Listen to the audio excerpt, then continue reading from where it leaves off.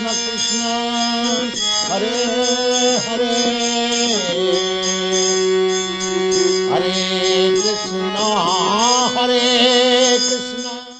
हरे कृष्ण। तो आप सभी भक्तों का हार्दिक स्वागत है आज के राम कथा में। हाँ, तो कल हम लोग चर्चा किए थे बालकांड फर्स्ट कैंटो और इसके chapter number 6 the residence of Ayodhya. तो 19 नंबर श्लोक तक कल हम चर्चा किए थे। क्षत्रम ब्रह्म मुखम चासीत वैश्याः क्षत्रमनुव्रता शूद्रा स्वधर्म निरता स्त्रीन वर्णानुपचारिणः। ये क्षत्रिय ब्रह्म मुखम ब्राह्मणों के फॉलोवर्स थे अयोध्या में।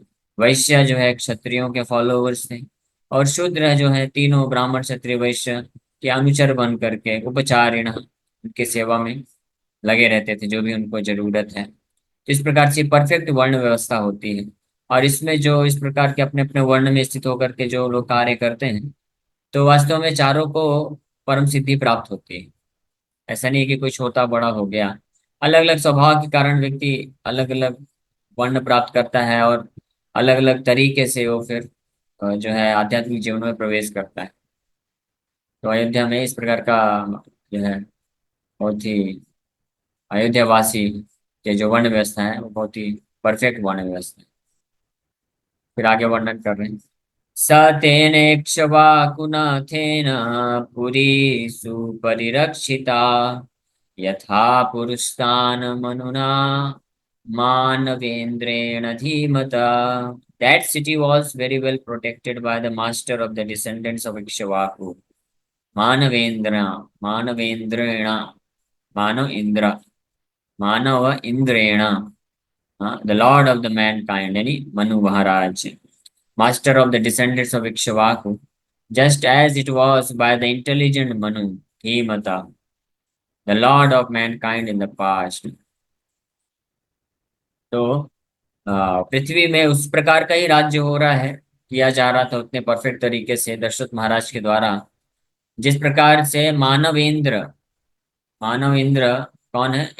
मनु महाराज जिस प्रकार से भूतकाल में धीमता बड़े बुद्धिमता पूर्वक उन्होंने शासन किया था, राज्य किया था, उस प्रकार से अब हमको तो ये भी नहीं पता रहेगा कि मनु महाराज ने कैसे राज्य किया था।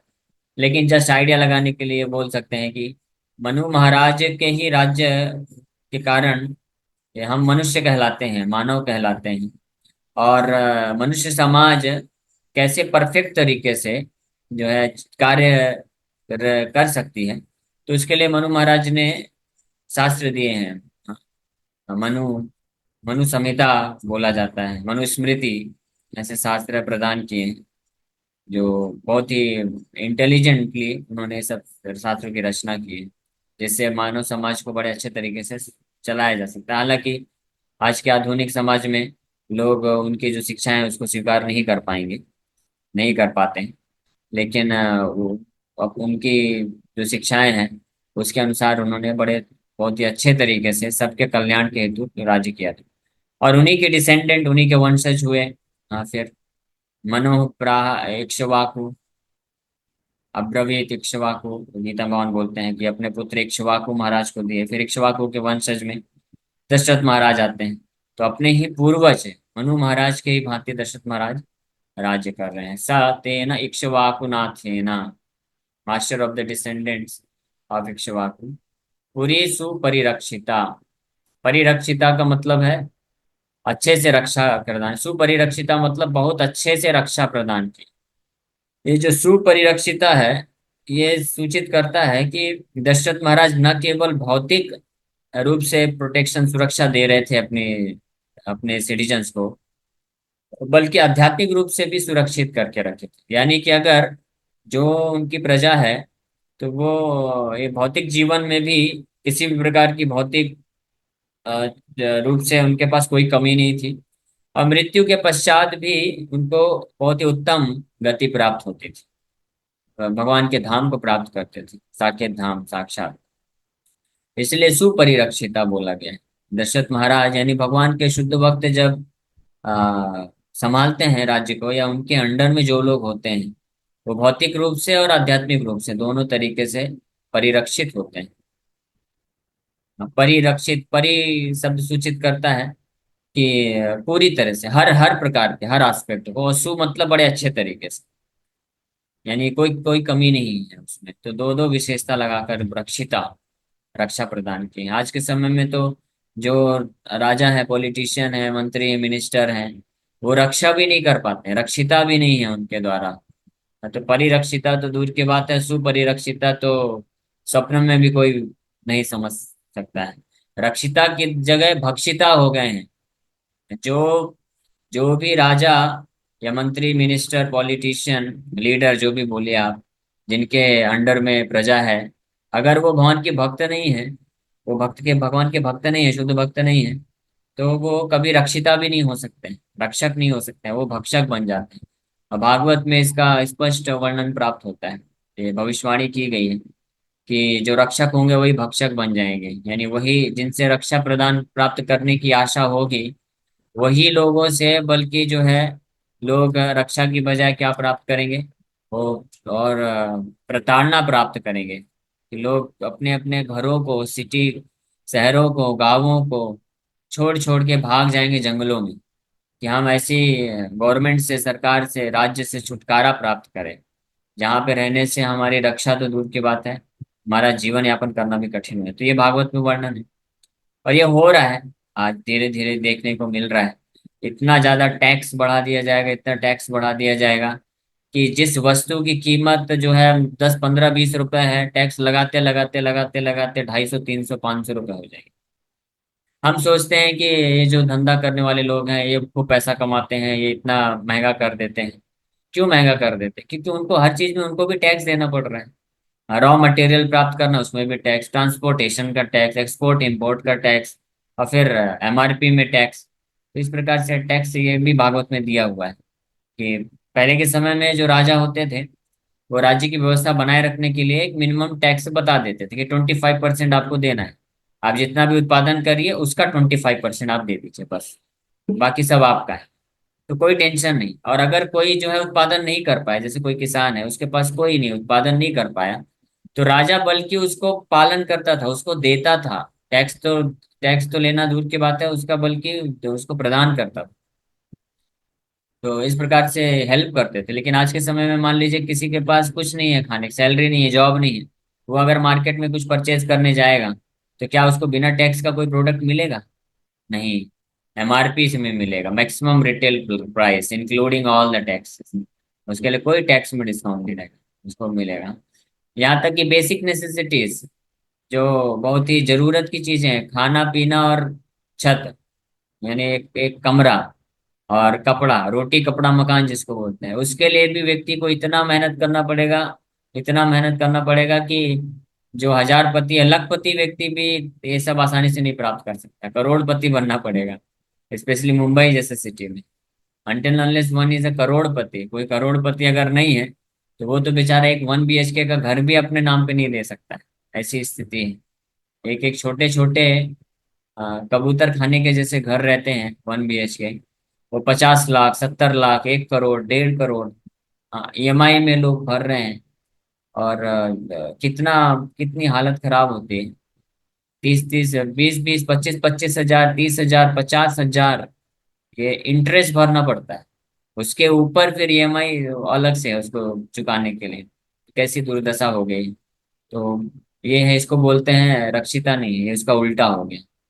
हाँ, ये शोषण हो गया। लेकिन भगवान के शुद्ध भक्त के राज्य में ऐसा नहीं होता। दशरथ महाराज जिस प्रकार से राज्य कर रहे हैं, तो उनके राज्य में स तेन इक्ष्वाकु नाथ है न पुरी, इक्ष्वाकु नाथ है न, master of the descendants of Ikshvaku पुरी सुपरिरक्षिता, बहुत ही अच्छे ढंग से राज्य को संभाले, रक्षा करे। यथा पुरस्तान मनुना, जिस प्रकार से पहले, पुरस्तान मतलब पूर्व में, मनुना, मनु महाराज ने किया, मानवेंद्रेण धीमता, द लॉर्ड ऑफ मैनकाइंड, स्वामी, मनुष्यों के स्वामी, मानवों के स्वामी, मनु महाराज ने बड़े ही बुद्धिमत्ता पूर्वक मेंटेनेंस किया था, पालन पोषण किया था। All of the above was due to king Dasharath maintenance. तो दशरथ महाराज के बहुत ही सुचारू तरीके से राज्य का करने के कारण इस प्रकार की स्थिति है। सब प्रजा लोग खुश हैं। योधानाम् अग्निकल्पानां पेसलानाम् अमर्षिणाम् पूर्णाकृतविद्यानां गुहाकेसरिणामिव, filled with fire like non-depletions and intolerant combatants who had completed their education. The city was like a cave for lions. City was like a cave for lions. योधानाम अग्निकल्पानाम, फायर लाइक कॉम्बेटेंट्स, यानी युद्ध करने में इतने महारथ है। पेशला नाम, अमर्षि नाम, संपूर्ण, नॉन डुप्लीशियस, किसी भी प्रकार के जो है दोगलापन व्यवहार नहीं है। संपूर्ण कृत विद्या नाम, हर प्रकार के जो शास्त्र के ज्ञान है उससे परिपूर्ण संपूर्ण। गुहा केसरी नाम युवा, जैसे शेर की भांति अयोध्या वासियों का वर्णन किया था। combatants were fire like due to their abundant heroism. They were intolerant of being overcome by opponent warriors. They had completed their training with weapons and missiles. Because of these combatants, Ayodhya was unassailable. यानी अयोध्या पे कोई आक्रमण कर ही नहीं सकता है, सोच भी नहीं कर सकता है। ऐसी वहां की स्थिति है। वहां के जो योद्धा हैं, क्षत्रिय हैं, उनके बारे में यह श्लोक में वर्णन किया जा रहा है कि अनअसेलेबल। ये सब दशरथ महाराज के बहुत ही अच्छे तरीके से राज्य करने के प्रभाव कारण हुआ। और दशरथ महाराज ये सब क्यों कर पाए? क्योंकि वो भगवान नारायण के महान शुद्ध भक्त हैं, इसमें कोई संशय नहीं है। तभी तो भगवान नारायण डिसाइड किए कि हम उनको अपने पिता के रूप में स्वीकार किए, उनके पुत्र श्री रामचंद्र के रूप में प्रकट हुए। कम्भोज विषय जातैर बाह्यवी कैशहयोत्तमय वनायुजय नदी जैश्याम पूर्णा हरिहयोत्तमय। The city was filled with excellent horses born in Kambhoja, Bahlika, Vanayu, and Sindhu, as well as horses as good as Uchai. तो इस शहर में, कौन से शहर में? अयोध्या नगर में, अयोध्या सिटी में, अयोध्या नगर में, अयोध्यापुरी में जो क्षत्रियों का वर्णन किया, ऐसे क्षत्रिय हैं कि जिनका कोई भी सामना नहीं कर सकता है, जो कभी भी युद्ध में पराजित नहीं होते हैं, युद्ध से डरते नहीं हैं, युद्ध छोड़ के भागते नहीं हैं, और किसी भी प्रकार के जो आक्रमण है या जो दुर्व्यवहार है किसी अन्य अपोनेंट्स के द्वारा, उसको सहन नहीं करते हैं। और हर प्रकार के अस्त्र शस्त्र में विशारद हैं, सर्वे युद्ध विशारदा, ऐसे है। और साथ ही साथ में उन महान योद्धाओं के द्वारा जो घोड़े इस्तेमाल किए गए उनका भी वर्णन। ये स्पेशल प्रकार के एक्सीलेंट हॉर्सेस बॉर्न इन काम्भोज, यानी सूचित होता है कि काम्भोज, बाहिलिक, वनायु एंड सिंधु प्रदेश ऐसे क्षेत्र हैं जहाँ पे बड़े ही अ, जहाँ पे बहुत ही एक्सीलेंट, यानी सर्वश्रेष्ठ कैटेगरी के घोड़े पाए जाते हैं। तो कंपैरिजन करके बताया गया है, हरि हयोत्तमय, horses as good as Uchchaihshrava. Uchchaihshrava जो है, जब समुद्र मंथन हुआ था तो वहां पे जो घोड़ा प्राप्त हुआ, तो वो घोड़ा है, आई थिंक अगर मैं गलत नहीं हूँ तो इंद्र को वो दिया गया, तो वो घोड़ा है जो कि वाइट हॉर्सेस। तो उस उन घोड़े के जैसे सारे अयोध्या के जो घोड़े हैं सब उसी प्रकार से बहुत ही पावरफुल है। Having describe the infantry of his four fold army, he now describes the prosperity of his armies cavalry. हरि हयोत्तमय refers to horses that were as good as Indra's horse Uchchaihshrava. Indra का जो घोड़ा है उच्चैश्रवा, उसके समान दशरथ महाराज के राज्य में अयोध्या में रहने वाले योद्धाओं के पास घोड़े थे। तो हम सोच सकते हैं इस तरह से। यहाँ पे तो कुछ ही उदाहरण दिए जाएंगे, सबका नाम और लोग तो लिखना पॉसिबल नहीं है, लेकिन ये कुछ उदाहरण से जब हम जस्ट समझ सकते हैं कि अयोध्या में रहने वाले वासी दशरथ महाराज के समय में और भगवान रामचंद्र के समय में, तो उनके पास हर एक वस्तु, हर एक व्यक्ति जो है वो सर्वश्रेष्ठ प्रकार का है। सर्वश्रेष्ठ प्रकार, यानी उस वस्तु या व्यक्ति जो भी है उनके पास संसाधन है, जिस प्रकार के व्यक्ति हैं उसमें जो टॉप कैटेगरी का हो सकता है वो वहां पे उपलब्ध है।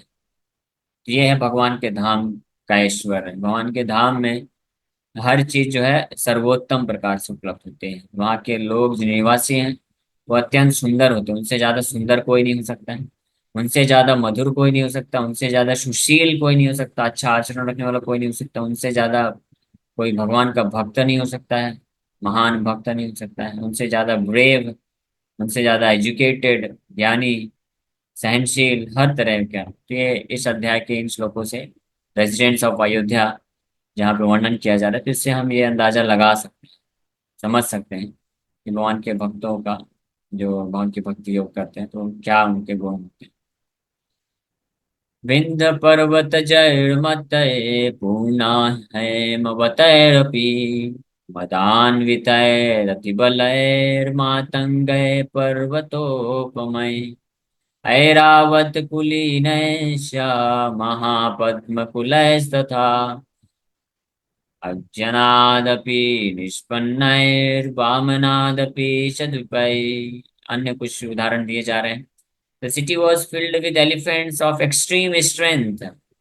हाथी भी हैं अयोध्या में। कैसे? सबसे सर्वशक्तिशाली हाथी उपलब्ध हैं। एज लार्ज एज हिल्स, उनका साइज कैसा है? पहाड़ के समान विशाल काय हाथी हैं अयोध्या सिटी में। इंटॉक्सिकेटेड, हाँ, पूरी तरह से नशे में। हाँ, ये नशा जो है वो ऐसा नशा नहीं है। इंटॉक्सिकेटेड मतलब पूरी तरह से फियरलेस, प्राउड, और अत्यंत उनके अंदर गर्व है।